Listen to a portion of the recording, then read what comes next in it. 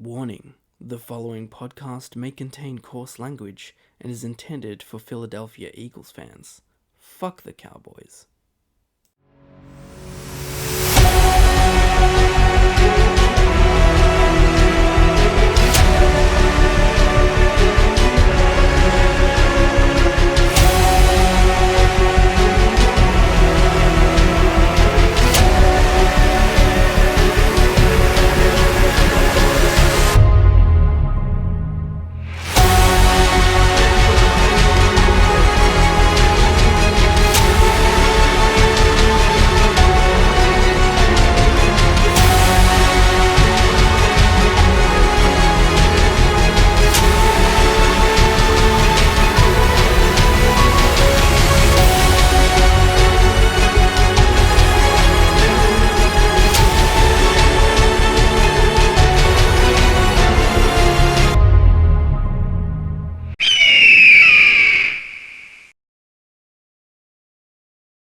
Hello and welcome to episode 9 of the Birds Locker podcast from the locker room. I am your host, Chris Baxter. We are at the playoffs. This is a pre-game episode for the Wildcard showdown between the Eagles and Buccaneers at Raymond James Stadium in Tampa, Florida. Any playoff week is always a big week, but this week feels like we have a lot more to prove and to play for. There's been countless opinions, countless talk, but all that matters is the action that we show on the field and the scoreline at the end of it. Time for some weekly Birds news. Unfortunately, promising rookie Sydney Brown, as initially feared, did tear his ACL and his season is over. I believe we unearthed a serious talent in Sydney Brown and look forward to seeing his comeback. More on other injuries in the injury report coming up later. Chad Ochocinco has come out and suggested that we have been playing possum and are ready to fix it. Chad Ochocinco is one of my favourite receivers of all time, some of the best footwork I've ever seen, and as he said, he'd lie for us before he'd lie to us. Also, ex-Eagle Javon Hargrave threw a shot at the Eagles, stating that the Niners had way harder practices. We see this sort of stuff from ex-players all the time, but we wonder what sort of truth there is to it with this, as the Niners really did beat us physically earlier in the season. But also, seriously, is this team ever going to stop talking about us? Feels like they bring us up nearly every week. Just move on, please. Nevertheless, I mean, look, it's fuel to add to the fire for this week and potentially if we meet them again in the playoffs. Nick Sirianni was also blasted in the media this week, even so far as being called stupid, and that he will cost the Philadelphia Eagles, according to Craig Carton, and reports even suggested that he may be coaching for his job. Personally, I think it is rather harsh. He's had a winning record with all 3 of his seasons so far, and 3 winning seasons, and he's been to the playoffs 3 years in a row, and he deserves the opportunity of the playoffs this season, and at least next season as an opportunity to respond should this playoffs go badly. That said, this is what happens when you go 1-5 over the last 6 weeks after starting 10-1. This will bring this out of people. Only one way to change that really is to win, and it starts with this week. Moving on. Brian Johnson is rumoured to be interviewing for the head coaching job in Carolina and also the head coaching job in Tennessee. Why wait? Just take him now. Honestly, how somebody could potentially receive 2 promotions in 2 consecutive years while showing nothing outstanding would be baffling. I don't think anything will happen, but just wow that they would even offer him an interview, to be fair. Moving on. AJ Brown has wiped his Instagram and removed his Twitter/X account in the lead up to the playoffs. Now, this gets talked about a lot, and the funny thing is he did the same thing last year, but when he did it last year and we were balling out and we were making the Super Bowl and this, no one bats an eyelid at it. This year, because we're not coming in with some good form, people are trying to turn it into something it's not. It's not unfamiliar, and I think it's mainly because of his injury, but it will be interesting to see what his presence is like on the sidelines, and as long as he's there for his teammates, that's the main thing that counts. Now to the game this week, let's take a look at the injury report. For the Eagles, unfortunately we have 2 outs and they were expected. Sydney Brown is out with his knee.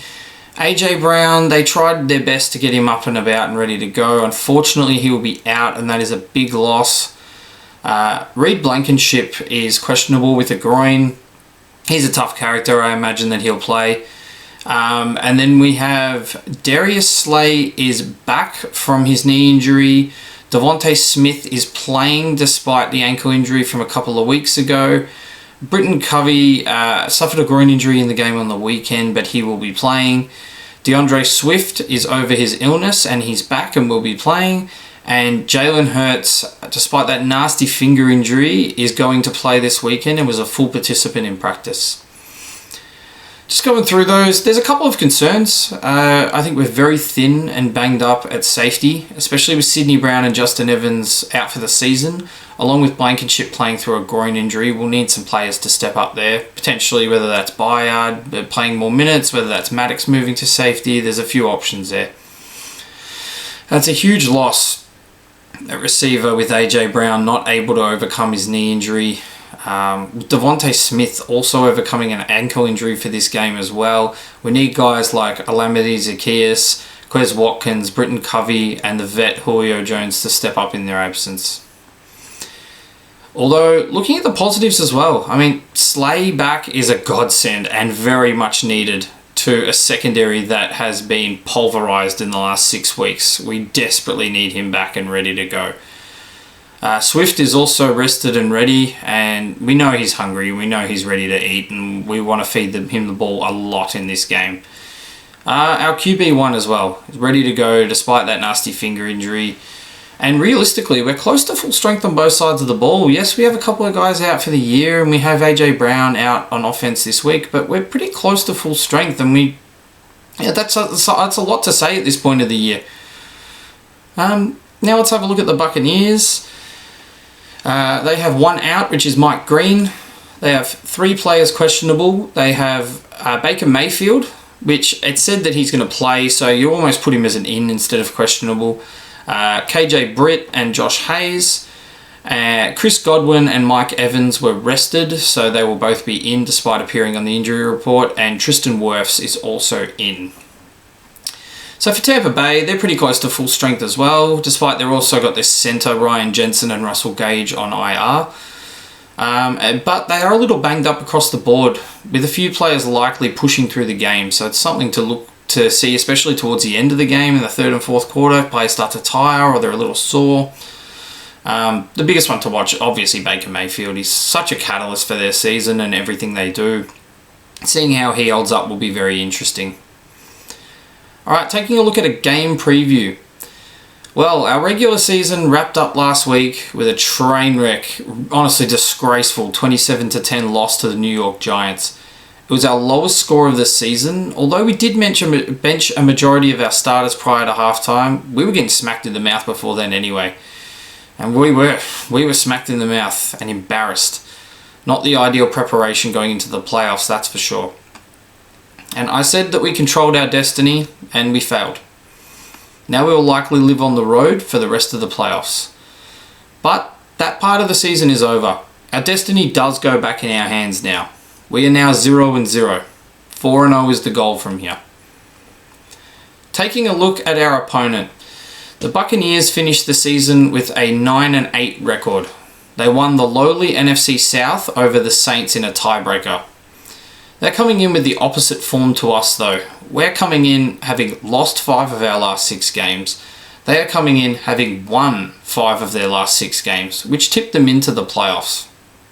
Baker Mayfield is seen as a resurgence there and will be out for blood come this game, and I expect him to leave it all out on the field.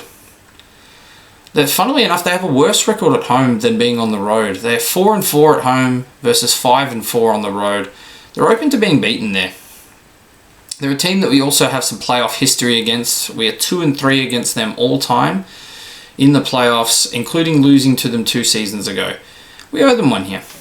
Should look to get a win up here.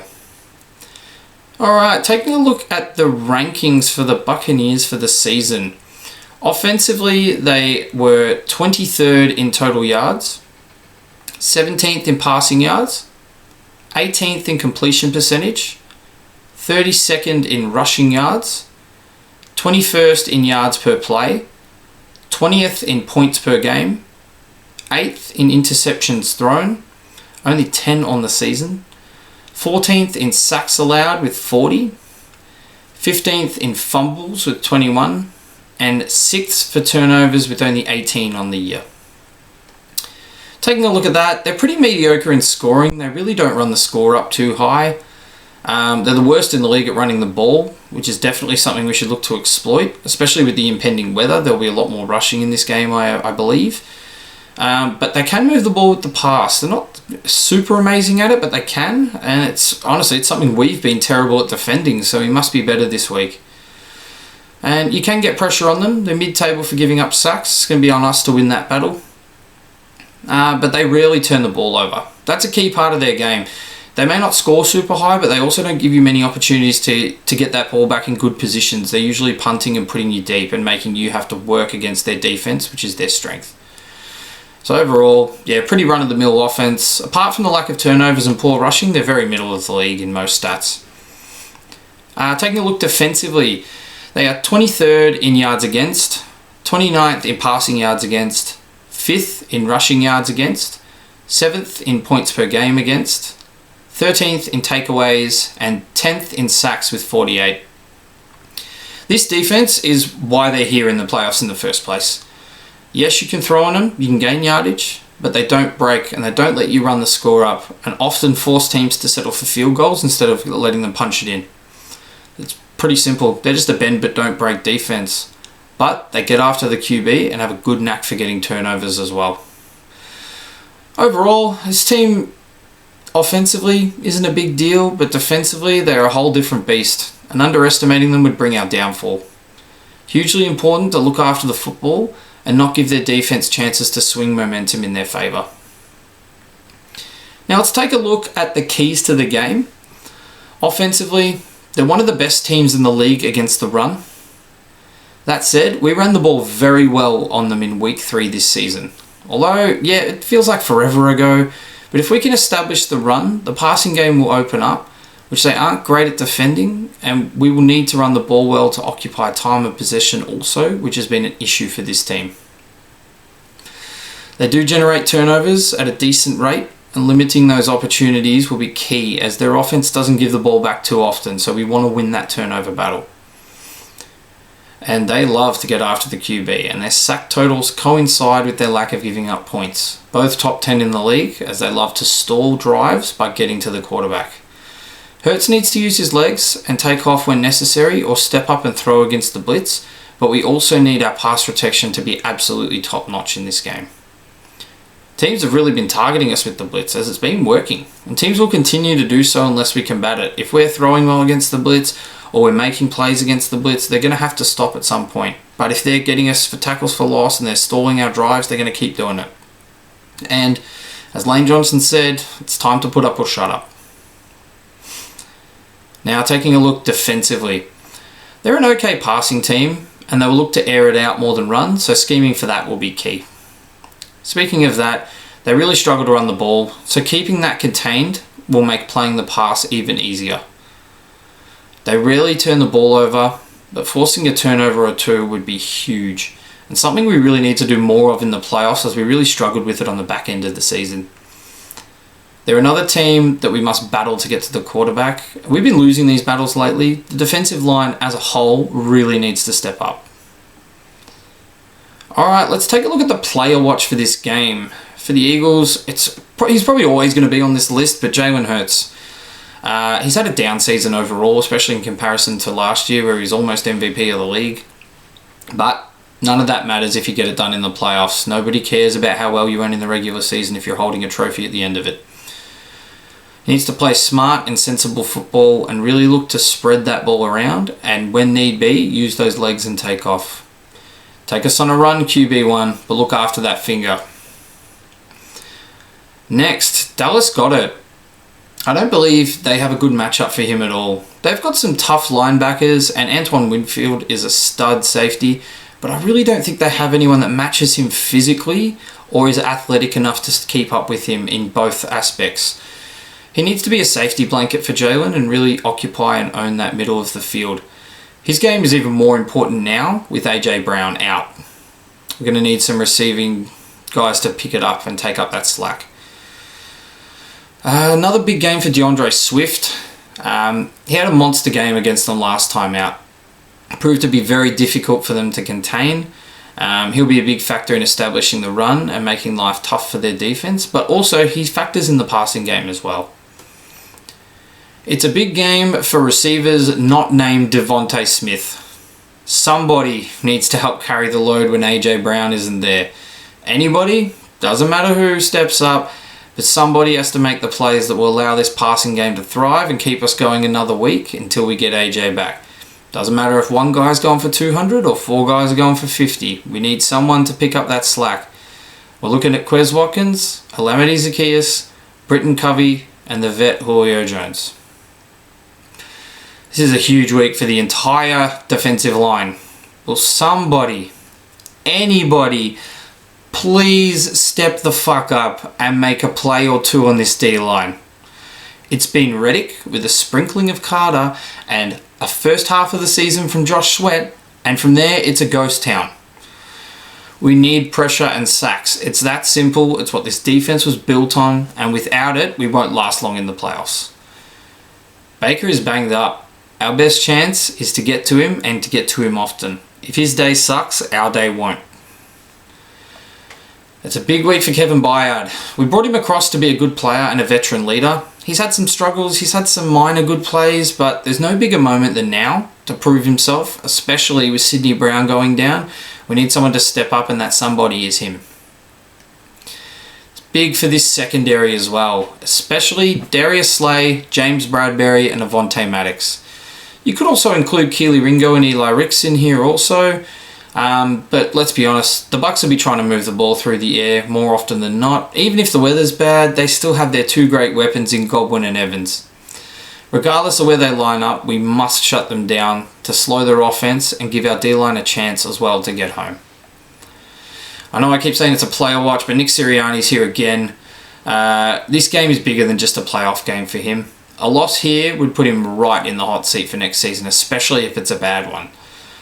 You cannot start 10-1, only to go 1-5 to finish the regular season and then 0-1 in the playoffs. That'd be 6 of our last 7 games as losses. Must-win game, there's no excuses left, we've heard them all. And if you cannot have this team ready for playoff football, maybe you aren't the man for this team going forward. Now taking a look at the Bucs. Baker Mayfield. He loves to and has carried teams on his back before. He's not afraid of the big moments, and I expect a few big plays for him even with him being banged up. Big game for Rashad White. He's their leading rusher, but he's also a threat in their passing game, and they really need to develop a ground game if they're going to open things up for Godwin and Evans. And as mentioned a few times, the weather is looking a bit sketchy. Maybe it'll lead to a lot more rushing attempts than passing attempts, but we'll see. Big game for Godwin and Evans. If Baker's going to get going and really carry the offense, he's going to need his most reliable weapons to be firing. Both are threats intermediate and deep and in the red zone. They'll need to be switched on, and we will need to be switched on to shut them down. Big for Levante David. He is their leading tackler on their defense. He also loves making plays in the backfield. He's one that you need to be aware of at all times. Where he's lined up, what is he doing? Is he going into coverage? Is he coming downhill? Look for him. And then lastly, probably their biggest playmaker, Antoine Whitfield Jr. He's just an absolute playmaker. He causes fumbles, he recovers them, he picks the ball off, gets into the backfield and gets to the quarterback. Receivers, they have to show good technique and good form, because if they don't hold onto the ball properly, he hunts it and he just gets that ball out. He's done it countless times this season. I've watched it. He's one you've got to be careful of. And he's a real do-it-all player, and one that's very similar to Levante David. You need to be aware of where he's at all times and what he's looking to do. Right, not that we want to look too far forward, but playoff scenario-wise, the advantage for us is we will know who we're playing as soon as we're done with our game, so we can prepare right away. But then again, our opponent will probably get a little bit of the leg up on us should we be ahead. Should we win, it's likely that it's either going to be San Francisco or Dallas, but honestly, the way these playoffs have been going, you never know what's going to throw up. As for my prediction, the weather is looking shit. Heavy rain, wind, thunderstorms predicted. This could be a very unique game. A few of them have been unique with some snow and just bad conditions, but we'll see what happens. I'm no longer doing score predictions as they have been disastrous and so far off. But I will give a prediction. I think we match up fairly well with the Bucks in terms of what we have versus what they have. I think with the added motivation of the playoffs, we find a way to get this done. I'm predicting the Birds roll on for another week. And until we're done, we ain't done. Alright, that is it for episode 9. It's playoff football, baby. Nothing better. Enjoy the game, get behind our beloved Birds, and let's go on a run. Don't forget to like, comment, share, and subscribe on all platforms. And let's get a break on me. Go Birds on 3. 1, 2, 3, go Birds!